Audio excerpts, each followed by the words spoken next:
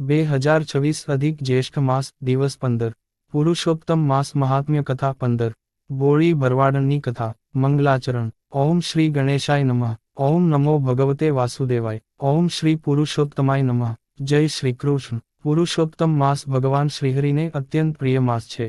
આ માસમાં કરાયેલું જપ તપ દાન વ્રત કથા શ્રવણ અને ભક્તિ અનેક ગણું ફળ આપે છે. આજની કથા એક એવી બોળી ભરવાડની છે જેને શાસ્ત્રોનું જ્ઞાન નહોતું, મોટા યજ્ઞો કે દાનો કરવાની શક્તિ નહોતી, પરંતુ તેના હૃદયમાં ભગવાન પ્રત્યે નિખાલસ પ્રેમ હતો.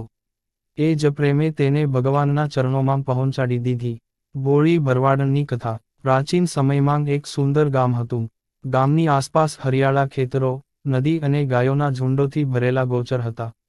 એ ગામમાં એક ગરીબ ભરવાડ પરિવાર રહેતો હતો. તે પરિવારમાં એક સ્ત્રી હતી. ગામના લોકો તેને પ્રેમથી બોળી ભરવાડન કહીને બોલાવતા. તેનું સાચું નામ ગૌરી હતું, પરંતુ તેની નિર્દોષતા અને સાદગી જોઈને સૌ તેને બોળી ભરવાડન જ કહેતા. ગૌરી બહુ ભક્તિભાવવાળી હતી. તેને વાંચતા આવડતું નહોતું, શાસ્ત્રોનું જ્ઞાન નહોતું, પરંતુ ભગવાન શ્રીકૃષ્ણનું નામ તેના હોઠ પર સતત રહેતું.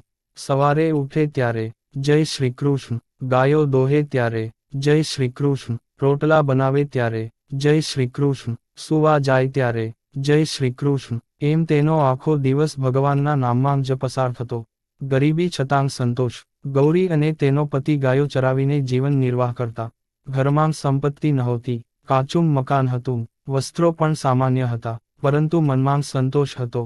ગૌરી હંમેશાં કહેતી, ભગવાને જે આપ્યું છે એ પૂરતું છે. તે ક્યારેય કોઈની ઈર્ષ્યા કરતી નહોતી. પુરુષોત્તમ માસનું આગમન. એક વર્ષ અધિક જ્યેષ્ઠ માસ આવ્યો. ગામમાં સંતો અને પંડિતો પુરુષોત્તમ માસનું મહાત્મ્ય સંભળાવતા. ગૌરી પણ કથા સાંભળવા જતી. એક દિવસ કથાકારે કહ્યું, આ માસમાં ભગવાનને પ્રેમથી અર્પણ કરેલું નાનામાં નાનું દાન પણ અક્ષય ફળ આપે છે. આ વાત ગૌરીના હૃદયમાં ઉતરી ગઈ.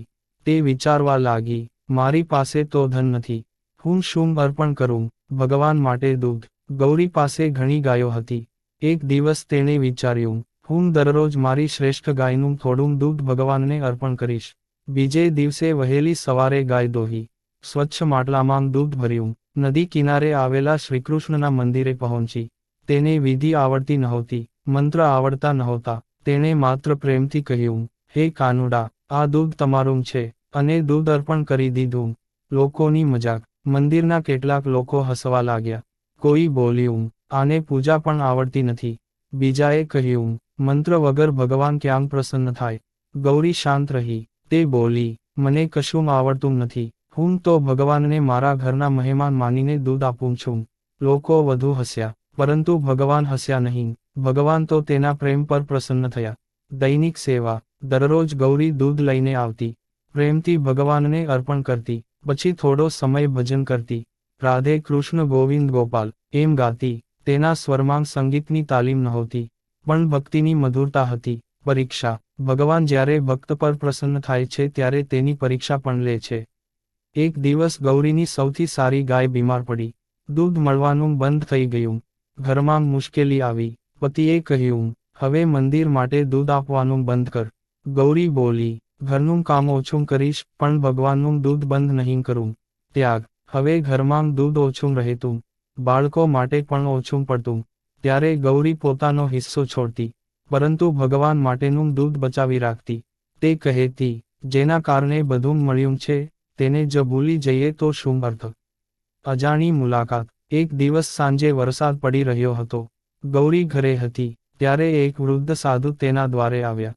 તેમણે કહ્યું, માં, ખૂબ ભૂખ લાગી છે. ગૌરીએ તરત જ તેમને અંદર બોલાવ્યા. ઘરમાં માત્ર 2 રોટલા હતા, એક પતિ માટે અને એક પોતાના માટે, પણ તેણે બંને સાધુને ખવડાવી દીધા. સાધુએ પૂછ્યું, તું શું ખાશે? ગૌરી હસીને બોલી, મને ભગવાનનું નામ પૂરતું છે. સાધુનો આશીર્વાદ. સાધુ ખૂબ પ્રસન્ન થયા. તેમણે કહ્યું, માં, તારો પ્રેમ ભગવાન સુધી પહોંચ્યો છે. ગૌરી બોલી, મહારાજ, હું તો સામાન્ય સ્ત્રી છું. સાધુએ કહ્યું, ભક્તિમાં મોટું કે નાનું કશું નથી. એમ કહી સાધુ ચાલ્યા ગયા. ચમત્કાર. બીજે દિવસે સવારે ગૌરી ગાય દોહવા ગઈ. જે ગાય બીમાર હતી તે સંપૂર્ણ સ્વસ્થ થઈ ગઈ હતી, અને આશ્ચર્યની વાત એ હતી કે તે પહેલાં કરતાં બમણું દૂધ આપતી હતી. ગૌરીની આંખોમાં આનંદના આંસુ આવી ગયા. તે સમજાઈ ગઈ, આ ભગવાનની કૃપા છે, ભગવાનનું દર્શન. પુરુષોત્તમ માસના અંતિમ દિવસો આવ્યા. ગૌરીએ વધુ ઉત્સાહથી ભજન શરૂ કર્યું. એક રાત્રે તેને સ્વપ્ન આવ્યું. સ્વપ્નમાં સુંદર શ્યામવર્ણ શ્રીકૃષ્ણ દેખાયા. મોરમુકુટ ધારણ કરેલું, હાથમાં વાંસળી, ચહેરા પર દિવ્ય સ્મિત. ભગવાન બોલ્યા, ગૌરી, તું મને દરરોજ પ્રેમથી દૂધ પીવડાવે છે. હું તારી ભક્તિથી પ્રસન્ન છું. ગૌરી રડી પડી. તે બોલી, પ્રભુ, મને કશું નથી જોઈએ, માત્ર તમારી ભક્તિ આપજો. ભગવાને આશીર્વાદ આપ્યા, તારા જીવનમાં સુખ, શાંતિ અને અંતે મારું ધામ પ્રાપ્ત થશે. ગામમાં પરિવર્તન. ગૌરીની કથા આખા ગામમાં પ્રસિદ્ધ થઈ. જે લોકો તેની મજાક કરતા હતા તેઓ હવે તેને માન આપવા લાગ્યા. લોકોને સમજાયું કે ભગવાનને વૈભવની જરૂર નથી, ભગવાનને પ્રેમ જોઈએ. કથાનો ઉપદેશ. આ કથાથી આપણે શીખીએ છીએ કે ભક્તિમાં દેખાડો જરૂરી નથી, ભગવાન ભાવના જુએ છે. ગરીબ કે અમીર દરેક ભગવાનના પ્રિય બની શકે. પુરુષોત્તમ માસમાં કરેલી નાની સેવા પણ મહાન ફળ આપે છે.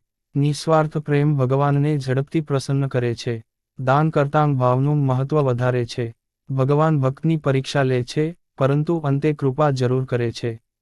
ફળશ્રુતિ. જે ભક્ત પુરુષોત્તમ માસમાં ગોળી ભરવાડની આ કથા ભક્તિપૂર્વક સાંભળે કે વાંચે, તેના જીવનમાં સુખ શાંતિ વધે છે. ઘરમાં અન્નધનની વૃદ્ધિ થાય છે. ભક્તિનો ભાવ જાગે છે. પાપોનો નાશ થાય છે. અને અંતે ભગવાન પુરુષોત્તમની કૃપાથી કલ્યાણ થાય છે. બોલો શ્રી પુરુષોત્તમ ભગવાનની જય. બોલો શ્રી રાધા કૃષ્ણ ભગવાનની જય. બોલો ગોળી ભરવાડની અડગ ભક્તિની જય. સમાપ્ત.